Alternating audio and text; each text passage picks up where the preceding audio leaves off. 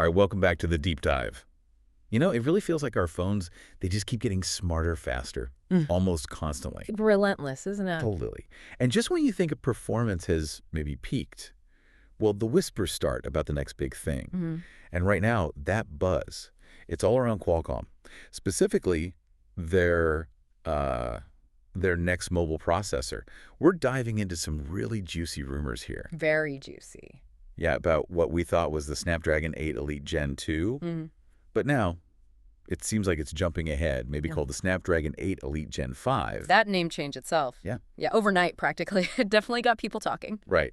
So our mission today is pretty clear. Let's sift through these. Okay, they're partial specs, but they're exciting. Definitely exciting. We want to understand the rumored improvements, you know, how it stacks up against what came before, and really what all this power might actually mean for your day-to-day mobile experience. Exactly. So yeah, settle in. This should be good. Okay, let's unpack this. And it's important context, I think. This isn't just about slightly bigger numbers on a spec sheet. No.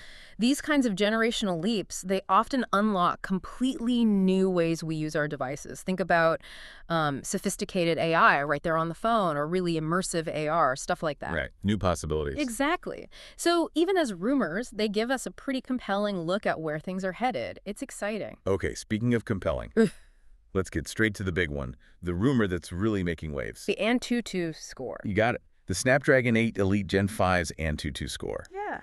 Allegedly 50% higher than the current Snapdragon 8 Elite. 50%. 50. I mean, that's not just a little bump. That's huge. A massive shift in raw power. It really is monumental. And for listeners who follow benchmarks, AnTuTu gives you that whole picture, CPU, GPU, memory, even the user experience feel. It covers everything. Pretty much. Yeah. So seeing a rumor jump like that, 50% in one go, that's incredibly rare. It suggests something fundamental has changed, not just minor tweaks. And let's put a number on it. The rumor is more than 4 million points on AnTuTu. Wow. Now, think about the current champ, right? The Red Magic 10 Pro, using the Snapdragon 8 Elite, that scores around, what, 2.6, 2.7 million? Yeah, 2,662,615 was one reported score. Right, so you do the math. Yeah. That 4 million plus figure, it lines up perfectly with that 50% increase claim. It does. It's almost hard to believe seeing a jump that neat. Exactly. So what does that feel like for you, the user? What are the real-world implications? That's the exciting part. A 50% jump. It's not just apps opening a tiny bit faster. Think bigger. Yeah. Imagine mobile gaming that genuinely starts to rival consoles, complex graphics, super smooth frame rates. It's really close. Really close. Or think about on-device AI, processing language, photos, even video in real time. Without the cloud lag or privacy concerns, your assistant gets way smarter, way more personal. That's a big deal. Privacy especially. Huge. And multitasking. Switching between heavy apps should feel completely seamless. No more waiting, no stutters. It's the kind of leap that enables totally new apps and services. Your phone becomes a much, much more powerful tool. Yeah, that sounds less like just an upgrade and more like rethinking what the phone can even do. Exactly. It pushes the boundaries for everyone, not just the tech heads. So how? How are they pulling this off? Let's peek under the hood. The CPU architecture, the brain, basically. What are the rumors there? Okay, the CPU. Yeah, the speeds we're hearing are pretty wild. Performance cores. Default clock speed rumored at 4.61 gigahertz. Which is already very fast. Very fast. But then there's this twist, right? A version tested supposedly on a Galaxy S26 Edge. Yes, the Geekbench lead. To show performance cores hitting 4.74 gigahertz. Suggests a higher bend part, maybe? That's the speculation, yeah. A top-tier selection. And then the efficiency cores. They're reportedly locked at 3.63 gigahertz. Still pretty quick for efficiency cores. Right, and what's fascinating here is the rumored configuration. 2 plus 6 foot. 2 performance cores, 6 efficiency cores. Similar to the current Gen 8 Elite, but obviously dialed up. Dialed way up. And it's strategic, It's not just about more cores. It's about the right cores for the job. Explain that a bit more. Well, you've got those 2 super fast performance cores for the really heavy lifting complex gaming, AI processing, video rendering. Demanding stuff. Exactly. Then the 6 efficiency cores handle most of your everyday tasks. Browsing, messages, background stuff. They're still capable, but they sip power. So it balances power and battery life? Precisely. It optimizes power use, peak performance when needed, but efficiency the rest of the time. You don't drain the battery just scrolling feeds. It's smart. And this higher bend part idea for Samsung, for people maybe less familiar, does that just mean Samsung gets the cream of the crop, the best performing chips off the line? That's basically it, yeah. When they make these chips, there's always some variations. Yeah. Some just perform better, run faster, or use less voltage without getting too hot. Natural variation. Exactly. So binning is sorting them. The best ones, the golden samples, get binned higher. If Samsung gets those, they can push speeds even further, reliably. Ah, okay. So it's like getting the slightly overclocked factory-approved version. Kind of, yeah. It lets them showcase the absolute maximum the architecture can do. A strategic advantage, for sure. Okay, so bringing it back to your daily use. How do these cores, these crazy speeds, actually translate? It means your phone feels incredibly responsive, but hopefully surprisingly efficient, too. Best of both worlds. That's the goal. You launch a demanding game, those performance cores roar to life. You switch to email, the efficiency cores take over smoothly. So it's dynamic. Very dynamic. Apps launch instantly, multitasking is fluid, and crucially, your battery should last longer because the phone's not always running flat out. It's using just the right power for the moment. That makes a lot of sense. Smart speed, not just raw speed. Okay, let's shift gears. From the CPU brain to the GPU muscle graphics. What about the Adreno 840? Right, the GPU. The rumor is Adreno 840. And the clock speed. We're hearing 1.20 gigahertz default. Yep. Which, compared to the Adreno 830 in the current chip, that was 1.70 gigahertz. Right. So it's a 10 to a gigahertz bump. Yeah. Seems kind of small on paper. It does seem minor if you just look at the clock speed, yeah. But we need to connect this to the bigger picture. Okay. Raw clock speed isn't everything for GPUs anymore. You combine even a small speed bump with better architecture, doing more work per clock cycle. Ah, architectural improvement. Exactly. And crucially, the manufacturing process itself. A more advanced process allows for more complexity, better power efficiency. It all works together. Synergy. That's the word. So even that modest bump can lead to significant gains in gaming, high-res video, AR, VR. It's about how smartly the hardware uses that speed. Gotcha. It's more than just the gigahertz number. Yeah. So what is that underlying tech, the foundation making this possible, especially if the GPU clock bump looks small? What's the key piece? Yeah, there's a really critical piece here. It's probably the linchpin for this whole generation's leap.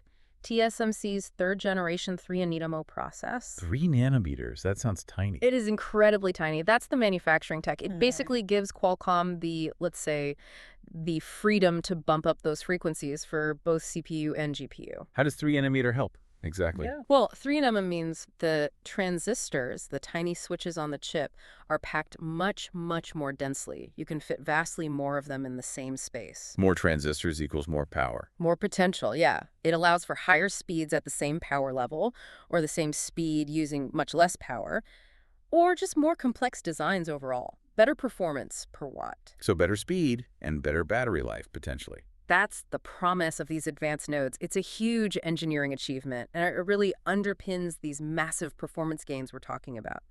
Without 3 nanometers, getting these numbers in a phone, very, very difficult. Right. That manufacturing process is the unsung hero here. Okay, moving beyond just the chip specs, there's some interesting market stuff rumored too.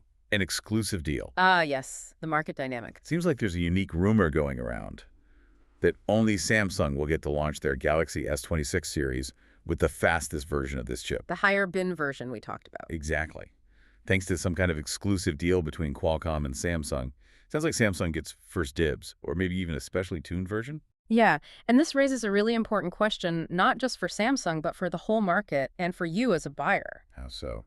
Well, these deals aren't usually just for bragging rights, they're strategic.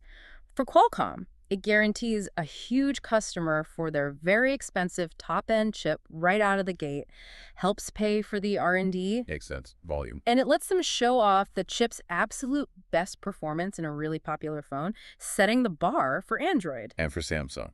It's a huge differentiator. They get the fastest chip, maybe even tweaked just for them. It gives them a clear performance edge, at least for a while, over other Android brands. So they can claim fastest Android phone, maybe? Potentially, yeah. Smoother software, maybe exclusive AI features tied to that power. It's a strong selling point against competitors who might have to wait or get the standard version. So what does that mean for, say, Google or OnePlus or Xiaomi? Well, it could push them harder on their own chip designs, like Google's Tensor. Or maybe they double down on other features, cameras, displays, software to compete. Or look elsewhere for chips. Potentially, yeah. It creates ripples. For you, the consumer, it adds another layer to your choice. Is that absolute peak Samsung performance worth it? Or does another phone offer a better overall package, even with a slightly less powerful chip? Makes the flagship space even more competitive. Definitely. It shapes availability, performance tiers, makes launch season very interesting. Absolutely. Speaking of which, we shouldn't have too long to wait for something official. The Qualcomm Snapdragon Summit.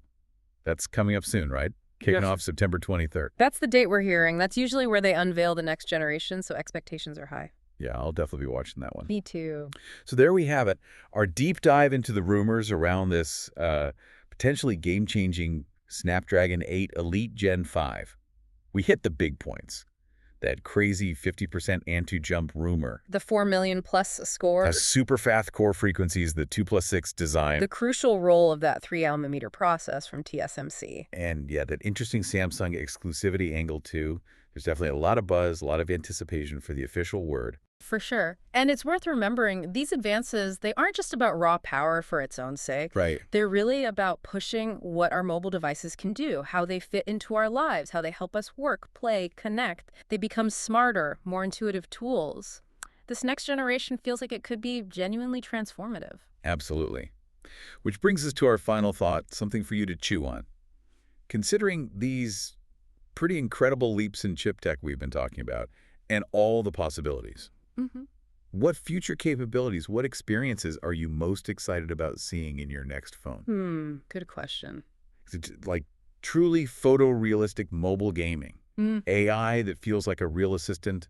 Maybe those seamless AR glasses finally become practical? What is this kind of power unlock that maybe we haven't even thought of yet? Lots to imagine. Definitely. Well, thanks for joining us on this deep dive into the future of mobile chips. We'll catch you next time.